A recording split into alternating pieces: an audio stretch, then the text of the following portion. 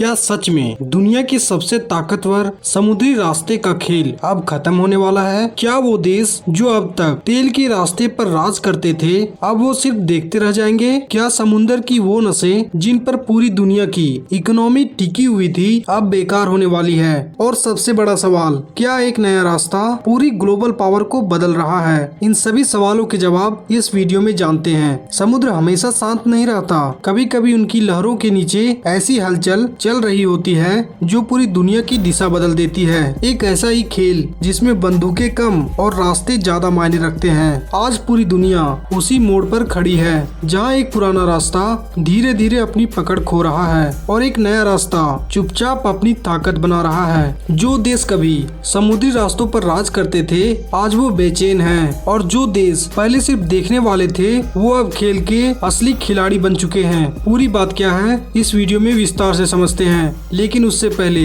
रोज ऐसे वीडियो देखने के लिए हमारे चैनल को अभी सब्सक्राइब कर लीजिए। दशकों से दुनिया का तेल और व्यापार कुछ गिने चुने समुद्री रास्तों पर टिका हुआ था। ये सिर्फ पानी के रास्ते नहीं थे, ये ताकत के रास्ते थे। जिसे भी इन रास्तों का कंट्रोल मिल जाता वो पूरी दुनिया की सांसों पर असर डाल सकता था, और इसी वजह से मिडिल ईस्ट हमेशा से जियोपॉलिटिक्स का सबसे बड़ा बैटलफील्ड बना रहा। लेकिन अब कहानी बदल रही है, क्योंकि दुनिया ने एक बात समझ लिया है, अगर कोई रास्ता बार बार खतरे में पड़े तो इस पर निर्भर रहना एक कमजोरी बन जाती है। और यही सोच धीरे धीरे एक बड़े बदलाव में बदल रही है। हाल के समय में लाल सागर और आसपास के इलाकों में बढ़ते तनाव ने शिपिंग कंपनियों को मजबूर कर दिया है कि वो अपने फैसले बदले। पहले जो जहाज सीधे और छोटे रास्ते से गुजरते थे अब वो लंबा रास्ता चुन रहे हैं। एक ऐसा रास्ता जो समय ज्यादा लेता है, खर्च ज्यादा करवाता है, लेकिन डर भी उतना ही कम होता है। और यही सबसे बड़ा बदलाव है। अब जहाज उस पुराने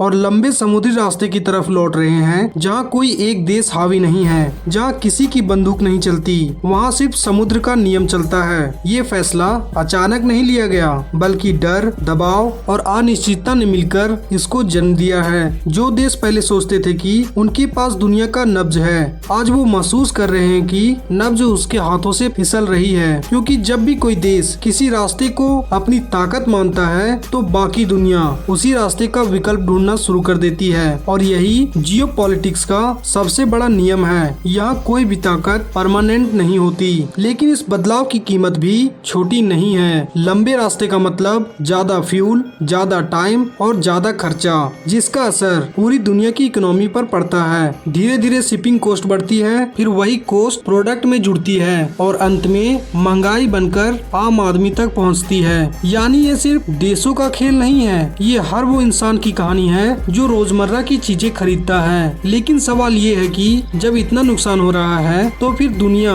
ये रास्ता चुन ही क्यों रही है? तो इसका सीधा जवाब है मजबूरी और डर। क्योंकि आज के हालात ऐसे बन गए हैं कि छोटा रास्ता सस्ता जरूर है लेकिन सुरक्षित नहीं है, और जब सुरक्षा खतरे में हो तो दुनिया महंगा रास्ता भी चुन लेती है। इसी बीच एक और बड़ा खेल चल रहा है, एक ऐसा प्लान जो अगर पूरा हो गया तो समुद्र की अहमियत कम हो सकती है। कुछ ताकतवर देश अब जमीन के रास्तों पर फोकस कर रहे हैं, पाइपलाइन, रेल नेटवर्क और नए ट्रेड कैरियर जो समुद्र को बाईपास कर सके। सोचिए, अगर तेल सीधे जमीन के अंदर से एक देश से दूसरे देश तक पहुंच जाए तो फिर समुद्री रास्ते की क्या जरूरत रहेगी? और यही असली गेम है, रास्ता बदलना नहीं, पूरा सिस्टम बदल देना। लेकिन ये इतना आसान नहीं है। जमीन पर बनने वाले कैरियर सिर्फ इंजीनियरिंग प्रोजेक्ट नहीं है, ये पॉलिटिकल पजल है जहाँ हर देश की अपनी शर्तें हैं, अपनी दुश्मनियां हैं और अपने फायदे हैं। एक छोटी सी डिसएग्रीमेंट और पूरा प्लान रुक सकता है। और इस पूरे खेल में एक ऐसा देश है जो चुपचाप लेकिन बहुत समझदारी से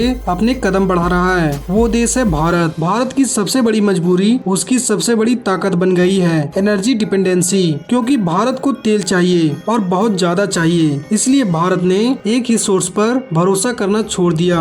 आज भारत अलग अलग देशों से तेल ले रहा है, अपने रास्ते डाइवर्सिफाई कर रहा है और साथ ही अपने नेवल प्रेजेंस भी मजबूत कर रहा है। इसका मतलब साफ है, भारत अब सिर्फ बायर नहीं है बल्कि प्लेयर बन चुका है। समुद्र में उसकी मौजूदगी अब केवल सुरक्षा नहीं बल्कि संदेश भी है कि भारत अपने रास्ते खुद तय करेगा। इसके अलावा भारत ने फ्यूचर को ध्यान में रखते हुए ऐसे प्रोजेक्ट पर काम करना शुरू किया है जो आने वाले समय में ग्लोबल ट्रेड का चेहरा बदल दे सकते हैं। नए कॉरिडोर, नए कनेक्शन और नई पॉसिबिलिटीज, ये सब मिलकर एक नया बैलेंस क्रिएट कर रहे हैं, जहां कोई एक देश पूरी दुनिया को कंट्रोल नहीं कर सकता। लेकिन क्या इसका मतलब ये है कि पुरानी ताकतें खत्म हो जाएगी? शायद नहीं, क्योंकि जियोपॉलिटिक्स में हार कभी पूरी नहीं होती और जीत कभी परमानेंट नहीं होती। जो आज कमजोर दिख रहा है वो कल कोई नया तरीका ढूंढ सकता है, और जो आज मजबूत है वो कल किसी नई चुनौती का सामना कर सकता है। इसीलिए ये कहानी सिर्फ एक रूट की नहीं, ये कहानी कंट्रोल की है और सर्वाइवल की है। दुनिया एक ऐसे दौर में है जहाँ हर देश अपने लिए फास्टेस्ट और स्मार्टेस्ट रास्ता चुनना चाहता है। कोई भी देश आंख बंद करके भरोसा करने को तैयार नहीं। हर कोई बैकअप प्लान चाहता है, अल्टरनेटिव चाहता है और इंडिपेंडेंस चाहता है। और यही माइंडसेट आने वाले समय की दुनिया को डिफाइन करेगा। लेकिन सबसे बड़ा सवाल अभी भी वही है, क्या ये नए रास्ते और नए प्लान दुनिया को ज्यादा स्टेबल बनाएगी या फिर इससे नए कंपटीशन की शुरुआत होगी? आपको क्या लगता है? आप अपने विचार कमेंट में जरूर बताएं। और अगर आपको ये वीडियो पसंद आया हो तो इसे लाइक करके हमारे चैनल को सब्सक्राइब जरूर करें। मिलते हैं अगली वीडियो में। धन्यवाद।